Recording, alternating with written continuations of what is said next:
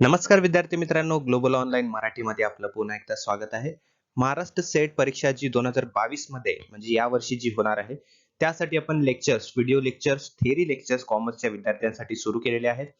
First unit जो आहे त्यामधील कन्झ्युमर प्रोटेक्शन ॲक्ट आणि कॉर्पोरेट सोशल रिस्पॉन्सिबिलिटी हे आपण आजच्या लेक्चरमध्ये शिकणार आहोत. तर काय असतं कन्झ्युमर प्रोटेक्शन ॲक्ट? त्यानंतर 2019 चा जो कन्झ्युमर प्रोटेक्शन ॲक्ट जो आलेला आहे नवीन, त्याबद्दल सुद्धा थोडी माहिती आपण आज बघणार आहोत. ठीक आहे. त्यानंतर CSR, why CSR is important for every business, every organization, ते सुद्धा आपण बघणार आहोत. ठीक आहे. तर व्हिडिओ शेवटपर्यंत बघा. तुमच्या एक्झामिनेशन पर्स्पेक्टिव्हने खूप सारी इन्फॉर्मेशन आज आपण बघणार आहोत. ठीक आहे. त्याआधी अत्यंत महत्वाची सूचना for the students who are preparing for the upcoming examination, Maharashtra set examination. Okay. Commerce paper 2 च्या प्रिपरेशन साठी आम्ही फुल कोर्स प्रोव्हाइड करत आहोत. त्या फुल कोर्स मध्ये तुम्हाला 10 फुल सिलेबस टेस्ट मिळणार आहेत, जे की 1000 MCQs त्यामध्ये तुमचे कव्हर होणार आहेत आणि हे MCQs तुम्हाला डिटेल सोल्युशन सोबत मिळणार आहेत. आणि त्यानंतर PYQs 2015 पासून 2021 पर्यंत त्यामध्ये सुद्धा 1000 MCQs तुमचे डिटेल सोल्युशन सोबत कव्हर होणार आहेत. हे जे दोन्ही टेस्ट आहेत याचं डिटेल सोल्युशन तुम्हाला मिळणार आहे. याचा अर्थ की जेव्हा तुम्ही टेस्ट सबमिट कराल त्याचं तुम्हाला डिटेल सोल्युशन, तुम्ही दिलेल्या टेस्टचं डिटेल सोल्युशन, तुम्ही कशा प्रकारे टेस्ट दिलेली आहे, काय चुकलेलं आहे, काय बरोबर आहे आणि चुकलेलं असेल तर त्याचं राईट स्पष्टीकरण काय आहे हे तुम्हाला मिळणार आहे. ठीक आहे. जेणेकरून तुम्ही तुमचं प्रिपरेशन जे आहे ते अपग्रेड करू शकता. त्यासोबतच तुम्हाला 10 फुल सिलेबस नोट्स मिळणार आहेत, म्हणजे प्रत्येक नोट ही तुमच्या प्रत्येक युनिट वरती असणार आहे. 10 युनिटचे 10 नोट्स तुम्हाला मिळणार आहेत. त्यासोबतच व्हिडिओ लेक्चर सुद्धा मिळणार आहेत प्रत्येक सिलेबस, प्रत्येक टॉपिक वरती. ठीक आहे. तेही मराठी आणि इंग्लिश या दोन्ही लँग्वेज मध्ये. हा कोर्स जर तुम्हाला जॉईन करायचा असेल तर या नंबरवरती व्हॉट्सअप करा. याची फीस आहे फक्त 5,000 रुपये. ठीक आहे. पेपर 1 साठी सुद्धा आम्ही तुम्हाला फुल कोर्स प्रोव्हाइड करणार आहोत, जे की 50 मॉक टेस्ट त्यामध्ये कव्हर होणार आहेत.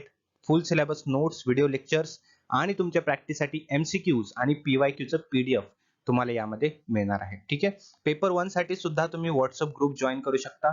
जर तुम्हाला जॉईन करायचं असेल तर या दिलेल्या नंबरवरती तुम्ही कॉन्टॅक्ट करू शकता. तर सुरू करूया आजच्या लेक्चरला. सर्वात आधी आपण पाहूया लीगल एन्व्हायरमेंट काय असतं. जे बिझनेसचा एन्व्हायरमेंट असतो त्यामध्ये लीगल एन्व्हायरमेंट सुद्धा असतो. लीगल एन्व्हायरमेंट याचा अर्थ असा की जी बिझनेस रेग्युलेशन्स असतात, पॉलिसीज असतात, त्यामध्ये गव्हर्नमेंटचे इन्व्हॉल्वमेंट असेल, काही ऍक्ट्स असतील, या सर्व गोष्टी लीगल एन्व्हायरमेंट मध्ये आढळत असतात. ठीक आहे. The government in every country regulates the business according to its defined priorities. Legal system of countries framed by the government. The laws which are passed by the government for business operations is called legal environment. Okay. तर legal environment काय असतं? जी गव्हर्नमेंटने rules pass केलेले असतात for business operation. ठीक आहे. बिझनेसला operate करण्यासाठी जे रूल्स अँड रेग्युलेशन्स गव्हर्नमेंटने दिलेले आहेत, ऍक्ट्स दिलेले आहेत, पॉलिसीज दिलेले आहेत, ते असतं legal environment. Okay. Organization should have thorough knowledge of these policies, because non-implementation of legal policies results in heavy fines, penalties, punishment, and therefore every organization must follow all these regulations. Right. Common sense आहे. जर rules गव्हर्नमेंटने policies आखलेले असतील, rules लावलेले असतील, काही acts असतील, तर ते बिझनेस ऑपरेशनला कंट्रोल करण्यासाठी किंवा बिझनेस ऑपरेशनला स्मूथ करण्यासाठी असतं. बरोबर. आणि ते जर कुठलं ऑर्गनायझेशन किंवा बिझनेस फॉलो करत नसेल तर त्याला हेवी फाईन्स द्यावे लागतात, पेनल्टीज पे करायला लागतात किंवा पनिशमेंट सुद्धा मिळत असते गव्हर्नमेंटकडून. बरोबर. त्यामुळे लीगल एन्व्हायरमेंट जो असतो तो अत्यंत महत्वाचा असतो प्रत्येक ऑर्गनायझेशनसाठी, प्रत्येक बिझनेससाठी. राईट. ते प्रत्येक बिझनेसला किंवा ऑर्गनायझेशनला फॉलो करायला गरजेचं असतं. नाव नेक्स्ट इज कन्झ्युमरिझम. कमीत कमी वेळेत मी तुम्हाला जास्तीत जास्त इन्फॉर्मेशन देण्याचा प्रयत्न करणार आहे. तर व्हिडिओ जो आहे तो शेवटपर्यंत बघा, कारण खूप कमी वेळातच तुम्हाला जास्त इन्फॉर्मेशन मिळणार आहे या लेक्चर मधून. ठीक आहे. तर आता कन्झ्युमरिझम म्हणजे काय? कन्झ्युमरिझम सुद्धा हा लीगल एन्व्हायरमेंटचा एक प्रकार आहे. कन्झ्युमरिझमचा अर्थ असतो की जो कन्झ्युमरचं जे इंटरेस्ट असतो, बरोबर, मार्केट प्लेसमध्ये, त्याला प्रोटेक्ट करणं म्हणजे कन्झ्युमरिझम असतं. Consumerism is defined as a social force designed to protect consumer interest in marketplace by organizing consumer pressures on business. Okay. त्यानंतर काय? Consumerism is a protest of consumers against unfair business practices and business injustices. Right. तर business मध्ये काही अशा गोष्टी आढळत असतात ज्याने की कंझ्युमरचं जे राईट्स असतं, कंझ्युमरचा जो हक्क असतो, त्यावरती ते अफेक्ट करत असतं. त्यामुळे कंझ्युमरचे जे राईट्स असतील, कंझ्युमरचा जो इंटरेस्ट आहे मार्केट प्लेसमध्ये, त्याला प्रोटेक्ट करण्याचं जे काम करतं किंवा त्या प्रोसेसला कंझ्युमरिझम असं म्हटलं जातं. ठीक आहे. तर या कंझ्युमरिझमचे एम काय, हेतू काय आहे ते बघूया आपण. It aims to remove those injustices and eliminates those unfair market practices. In example, misbranding, spurious products, unsafe products, planned obsolescence, right, adulteration किंवा आणखीन वेगळ्या वेगळ्या प्रकार असतील. ठीक आहे. तर या सर्व गोष्टी, भेसळयुक्त पदार्थ असतील है ना, फ्रॉड असेल, त्यानंतर मिसब्रँडिंग असेल है ना, जे फर्स्ट कॉपी असे प्रोडक्ट असतात जे की ब्रँडिंगला कॉपी करत असतात, बरोबर. तर अशा प्रकारचे जे इनजस्टिसेस होत असतात कंझ्युमर्स मध्ये, त्याला प्रोटेक्ट करण्यासाठी हे कंझ्युमरिझम असतं. ठीक आहे. तर कंझ्युमरिझमचा अर्थ काय या थोडक्यात आपल्याला कळालेला आहे. Next is positive effects of consumerism. आता कंझ्युमरिझम काय असतं आपण पाहिलं आहे. तर त्या कंझ्युमरिझमचे काही पॉझिटिव्ह इफेक्ट होतात ते आपण पाहूया. तर ते काय होतात, increase economic output and create jobs. तर कंझ्युमरिझममुळे काय होतं, जास्तीत जास्त जॉब्स जे आहेत ते क्रिएट्स होतात. इकॉनॉमी जी आहे त्याचं आउटपुट जास्त वाढत असतं. ठीक आहे. Leads to increase in wealth for companies. कंझ्युमरिझममुळे बिझनेसेस जे असतात त्यांना फायदा होत असतो. कशासाठी, तर त्यांचं वेल्थ जे आहे ते इन्क्रीज होत असतं. ठीक आहे. त्यानंतर प्रमोट्स कॉम्पिटिशन बिटवीन कंपनीज. आता कंझ्युमरिझमला फॉलो करणं हे प्रत्येक बिझनेसचं, ऑर्गनायझेशनचं अत्यंत महत्वाचं कार्य आहे. ठीक आहे. तर यामुळे काय होतं, प्रत्येक बिझनेसेस जे आहेत ते कॉम्पिटिशन मध्ये उतरत असतात आणि कॉम्पिटिशन जे आहे ते आणखीन वाढत असतं. ठीक आहे.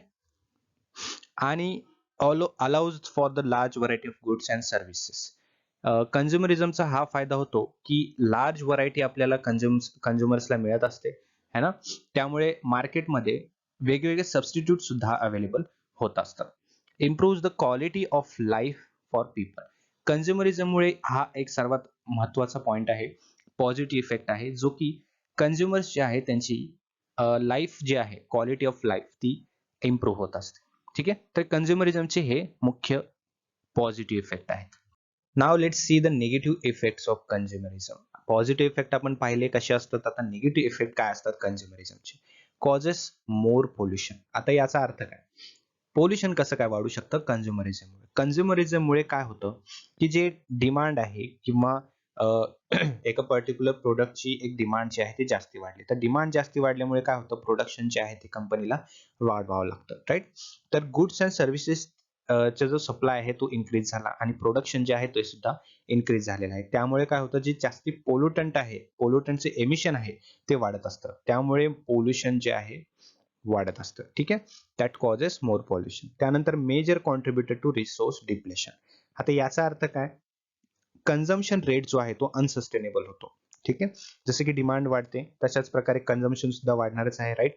त्यामुळे अनसस्टेनेबल रेट असतो कन्झम्पशनचा. That causes mass environmental destruction and social problems. ठीक आहे. त्यानंतर leads companies to develop low quality products, promote poor labour standards, pay for workers, does not necessary leads to increase happiness beyond a certain point. ठीक आहे.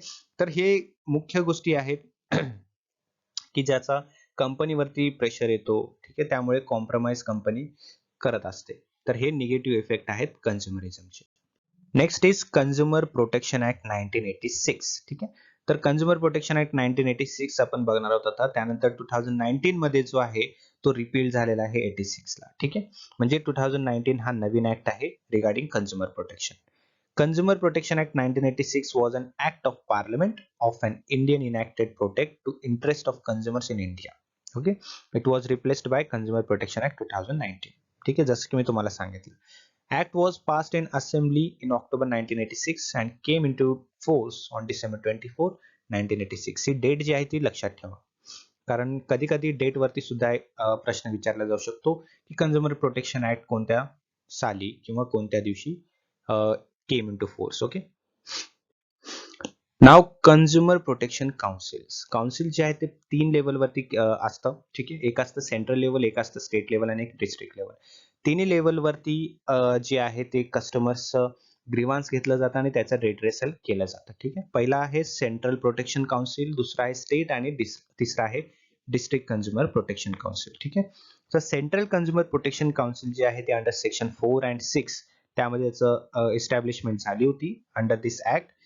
Consumer protection act council जो आहे तो काय करतो, स्पेसिफिक राईट जे आहेत कन्झ्युमरचे त्याला प्रोटेक्ट करत असतं. ठीक आहे. तर यामध्ये सुद्धा मेंबर्स असतात, चेअरमन्स असतात. ठीक आहे. त्यानंतर स्टेट लेवल जे आहे ते स्टेट लेवलवरती करत असतं. राज्य स्तरावरती हे काउन्सिल असतं. राज्य स्तरावरती जे कन्झ्युमर आहे तिथे त्यांचं ग्रीव्हान्स जे आहे, त्यांची तक्रार जी आहे ते नोंदवू शकतात आणि त्याचं रिड्रेसल केलं जातं. त्यानंतर डिस्ट्रिक्ट फोरम आहे ते जिल्हा स्तरावरती केलं जातं. ठीक आहे. जिल्हा स्तरावरती सुद्धा डिस्ट्रिक्ट फोरम असतं. ते सेक्शन 10 आणि 15 मध्ये असतं. ठीक आहे. तर हे आहेत कन्झ्युमर प्रोटेक्शन काउन्सिल्स. त्यानंतर आहे foreign exchange management act 1999. Foreign exchange management act ज्याला आपण फेमा असं सुद्धा म्हणतो. तर फेरा ऍक्ट जो आहे 1973 मध्ये आला होता, त्याला रिप्लेस केलं गेलं होतं फेमा ऍक्टने. ठीक आहे.